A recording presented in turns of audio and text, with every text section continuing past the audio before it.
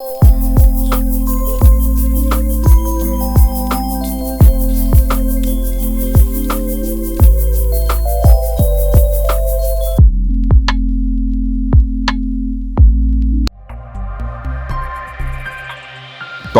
Aesthetic hair transplant centre, hydra white treatment, جلد کی دلکشی اور نکھار کا ابتدائی علاج، نامور aesthetic consultant doctor Hanif Saeed کی زیر نگرانی۔ Pakistan aesthetic hair transplant centre, جہاں خوبصورتی بولتی ہے۔ فون 0341 000 6060 0345 210 5338۔ السلام علیکم، لائیو ڈیجیٹل نیوز میں خوش آمدید۔ آپ نے اب تک ہمارے چینل کو سبسکرائب نہیں کیا ہے تو صحت کی خبروں سے باخبر رہنے کے لیے سبسکرائب اور بیل آئیکن کو پریس کر کے لائک بھی ضرور کر دیں۔ سول ہسپتال ٹنڈو الیار علاج گاہ کے بجائے مریضوں کی منتقلی کا مرکز بن گیا۔ کروڑوں روپے کے سالانہ بجٹ کے باوجود آنے والے غریب مریضوں کو تشخیص، معائنے اور دواؤں کی کوئی سہولت میسر نہیں۔ ہر مریض کو حیدرآباد جانے کا مشورہ۔ پاکستان میں کھانے پینے کی اشیاء میں ٹرانس فیٹی ایسڈز 2% سے زائد بیماریوں کا باعث ہے۔ پاکستان عالمی ادارہ صحت کی پالیسی اور معیار پر پورا نہیں اترتا، کم پابندی والے زمرے میں شامل کر لیا۔ عالمی ادارہ صحت کے اس موقف کے بعد صوبائی فوڈز اتھارٹیز سوالیہ نشان بن گئیں۔ کراچی میں گرمی کی شدت، کوئی سرکاری ادارہ بشمول ڈائریکٹر ہیلتھ سروسز کراچی، ضلع صحت انتظامیہ شاہراہوں پر ٹھنڈے پانی کی سبیل نہ لگائی جا سکیں۔ نہ ہی سول اسپتال سمیت کسی بڑے اور چھوٹے سرکاری اسپتالوں میں ہیٹ اسٹروک کے ہنگامی مریضوں کے لیے بستر بھی مختص نہیں کیے جا سکے۔ تاہم ڈو یونیورسٹی کے مین کیمپس نے بابائے اردو روڈ پر پانی کی سبیل 3 روز کے لیے لگائی ہے۔ اسکرین پر فوٹو ملاحظہ فرمائیں۔ اب آپ سراج الدین امجدی کی خصوصی رپورٹ ملاحظہ فرمائیں۔ السلام علیکم ورحمۃ اللہ وبرکاتہ۔ میں ہوں سراج الدین امجدی۔ آج کی خصوصی رپورٹ وزیر صحت سندھ کی گمشدگی کے بعد میڈیکل افسر کے لاپتہ ہونے کا معاملہ، سندھ میں ٹائیفائیڈ سے بچاؤ کی محدود مہم، کرپشن اور بد انتظامی کی نظر ہونے کے علاوہ کراچی میں نرسنگ کی اعلیٰ تعلیم و تربیت بے وقت یا بے وقت ہو گئی جیسے موضوعات پر مبنی ہے۔ جس طرح حکومت سندھ نے آج تک بھٹو کے نام پر بار بار بننے والی حکومت نے آج تک سابق وزیر صحت اویس ٹپی کے حوالے سے سندھ اسمبلی کے فلور پر ان کی طویل غیر حاضری اور مدت رکنیت کی تکمیل کی پراسرار تکمیل میں قانونی اور اخلاقی طور پر اسمبلی اور عوام کو اعتماد میں نہیں لیا ہے۔ اسی طرح سے آج باب الاسلام سندھ میں 5ویں بار بھٹو کے نام پر بننے والی حکومت سندھ کے محکمہ صحت سندھ میں گریڈ 17 کے میڈیکل افسر ڈاکٹر وسیم حیدر جعفری لاپتہ ہو گئے ہیں۔ آپ ہماری اسکرین پر 14 مئی 2024 کا ان کی گمشدگی کا D G health Sindh doctor Waqar Mehboob Memon کا مضحکہ خیز جاری کردہ سرکولر کا عکس ملاحظہ فرمائے۔ ناظرین کرام، آپ نے ڈی جی ہیلتھ سندھ کے سرکولر کا عکس ملاحظہ فرمایا، جس کے مندرجات کے مطابق موصوف ڈی جی ہیلتھ نے اپنے ماتحت تمام اداروں سمیت حیرت انگیز طور پر سندھ کی ان طبی جامعات جو ان کے دائرۂ اختیار میں ہی نہیں آتی ہیں، مثلا لیاقت یونیورسٹی آف ہیلتھ سائنسز کی انتظامیہ سے اپنے محکمہ صحت کے لاپتہ میڈیکل افسر کی معلومات 24 گھنٹے میں طلب کی ہے، لیکن یہی معلومات ڈی جی ہیلتھ نے یونیورسٹی آف ہیلتھ سائنسز کی انتظامیہ سے نہیں طلب کی ہے۔ یہ حواس باختگی ڈی جی ہیلتھ کی ہے یا ان کے ماتحت عملے کی نااہلی؟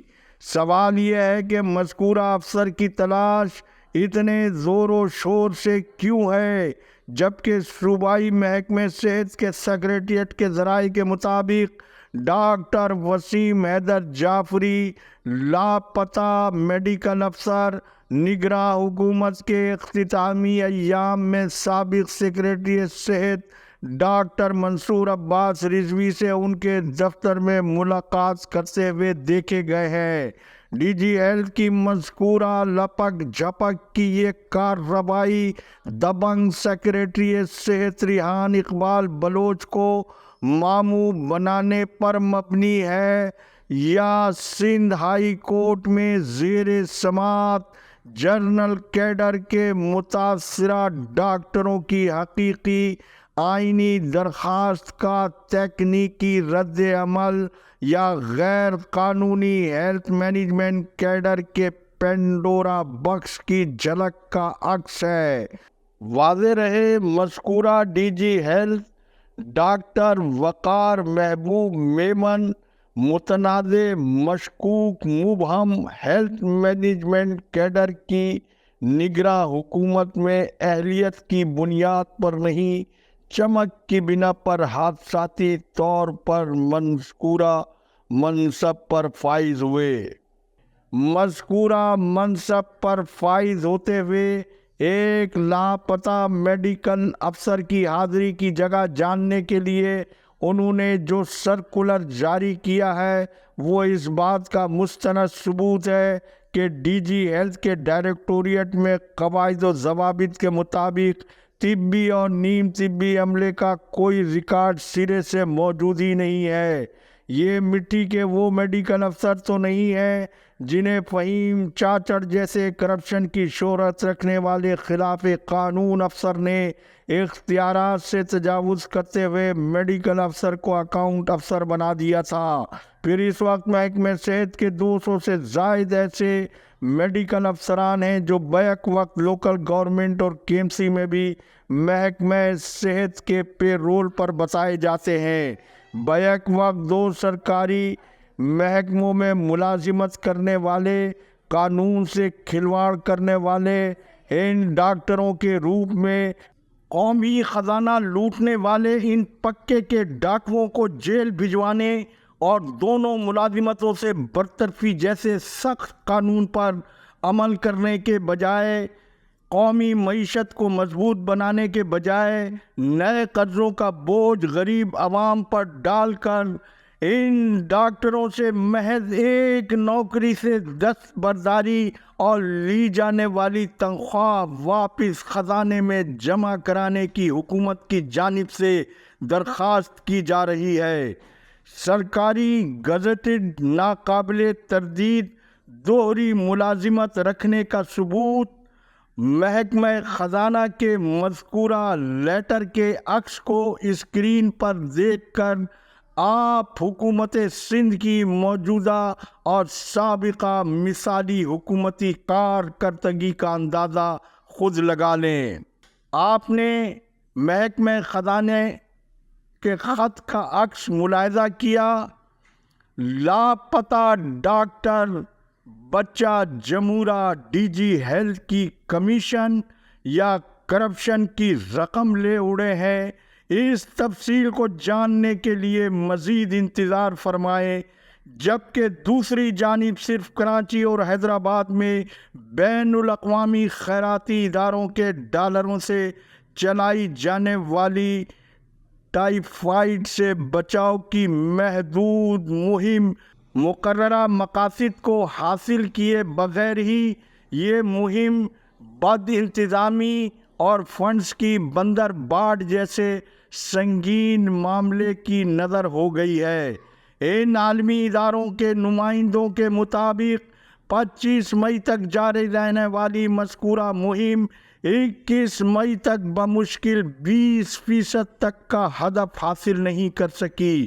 ہیلتھ مینجمنٹ کیڈر کی غیر قانونی پیداوار کے director health services Karachi doctor Saqib شیخ ثانوی تعلیمی بورڈ کے چیئرمین کو امتحانات روکنے کا خط تک نہیں لکھ سکے، بلکہ وہ اس دوران ضلع وسطی کراچی میں عالمی ادارے کے فنڈز کی بندر باٹ میں خلاف قانون ضلعی صحت افسر اور ڈی سی وسطی اور خلاف قانون ڈاکٹر ہیرا ظہیر کے تنازع میں اپنا راستہ نکالنے کی کوششوں میں مصروف رہے، اور نیو کراچی کے درجنوں ویکسینیٹرز مہم کی رقم نکالے جانے کے باوجود مہم کی کامیابی کے فرنٹ لائن ورکرز ضلعی صحت افسر، ڈپٹی کمشنر وسطی اور پی ڈی ای پی آئی کے دفتروں کے چکر اپنا اعزازیہ وصول کرنے کے لیے لگا رہے ہیں۔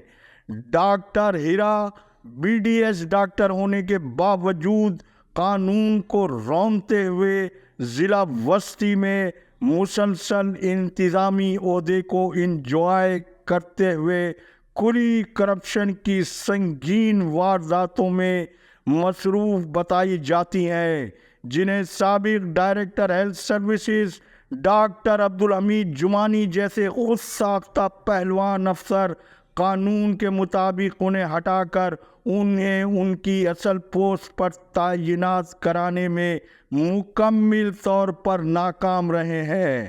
اب پہلی بار اونٹ پہاڑ کے نیچے آیا ہے۔ دبنگ سیکریٹری صحت ریحان اقبال بلوچ کے احکامات نے ڈاکٹر ہیرا ظہیر کو زیر بلکہ ان کو زیرہ کر کے رکھ دیا ہے۔ غالب امکان یہ ہے کہ ٹائیفائیڈ کی خصوصی مہم کی مدت میں توسیع کے ساتھ بعض ڈویژن کو بھی شامل کیے جانے کے امکان کو نظر انداز نہیں کیا جا سکتا ہے۔ اس کی تفصیل انشاءاللہ جلد ہی آپ کے سامنے پیش کی جائے گی۔ آج کی خصوصی رپورٹ کے آخری حصے میں ڈا یونیورسٹی آف ہیلتھ سائنسز کی انتظامیہ کی غفلت مجرمانہ کے باعث رواں تعلیمی سال میں بی ایس این جینرک کے نئے اسٹوڈنٹس کا تعلیمی سال نہ صرف ڈا یونیورسٹی کالج آف نرسنگ کا بلکہ اس سے الحاق شدہ 40 سے 45 نرسنگ اداروں کے طلباء کا سال ضائع ہو گیا ہے۔ جون میں فائنل امتحان اور جنوری سے سیشن کا آغاز ہونا چاہیے تھا۔ آپ کو یہ جان کر حیرت ہوگی کہ ڈا یونیورسٹی کے کالج آف نرسنگ میں کوئی مستقل پرنسپل گزشتہ 8 ماہ سے نہیں ہے، اور خلاف قانون ایڈیشنل چارج کی حامل پرنسپل نہ صرف جونیئر ہیں بلکہ وہ اہلیت کے اعتبار اور معیار پر بھی پورا نہیں اترتی ہیں۔ نرسنگ کی تعلیم و تربیت کے اس نقصان پر ذمہ داروں کے خلاف مواخذہ کون کرے گا، یہ بہت بڑا سوالیہ نشان ہے۔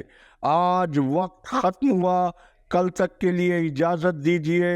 اللہ حافظ۔ پاکستان زندہ باد۔ عوام و افواج پاکستان پائندہ باد۔